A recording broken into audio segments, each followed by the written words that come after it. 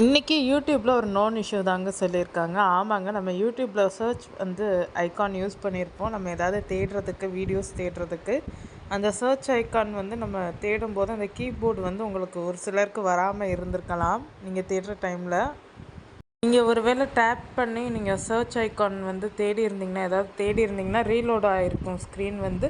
அப்படி இல்லைன்னா நீங்கள் ஏற்கனவே தேடினது ஹிஸ்ட்ரி ஷோ ஆகிருக்கும்.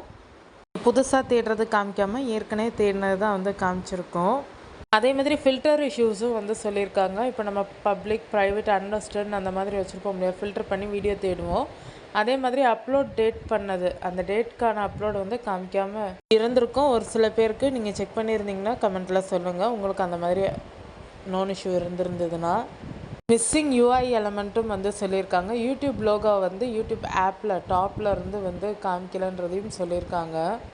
நோட்டிஃபிகேஷன் ஐக்கானும் டிஸப்பியர் ஆனது மாரி சொல்லியிருக்காங்க. அதோட லைவ் ஸ்ட்ரீம் பண்ணும்போது லைக் டிஸ்லைக்லாம் ஷோ ஆகிருக்காது இன்றைக்கி. அதுவும் ஒரு நோன் இஷ்யூவாக தான் சொல்லியிருக்காங்க. The app interface looks rearranged or டிஸ்டார்டட்னு சொல்லியிருக்காங்க. லைவ் போயிருந்தீங்கன்னா, இன்றைக்கி யாராவது உங்கள் ஃப்ரெண்ட்ஸோட லைவ் வீடியோ பார்த்துருந்தீங்க, லைவுக்கு போயிருந்தீங்கன்னா லைக் டிஸ்லைக் அந்த ரோவே அவ்வளோவா காமிக்கலை. அந்த ரோவில் இருக்கிறதே ஷோ ஆகலை. அந்த மாதிரி தான் இருந்துச்சு. உங்களுக்கு இந்த வீடியோ யூஸ்ஃபுல்லாக இருந்ததுன்னா மறக்காமல் நம்ம தனி தமிழ் டெக் யூடியூப் சேனலை சப்ஸ்கிரைப் பண்ணுங்கள்.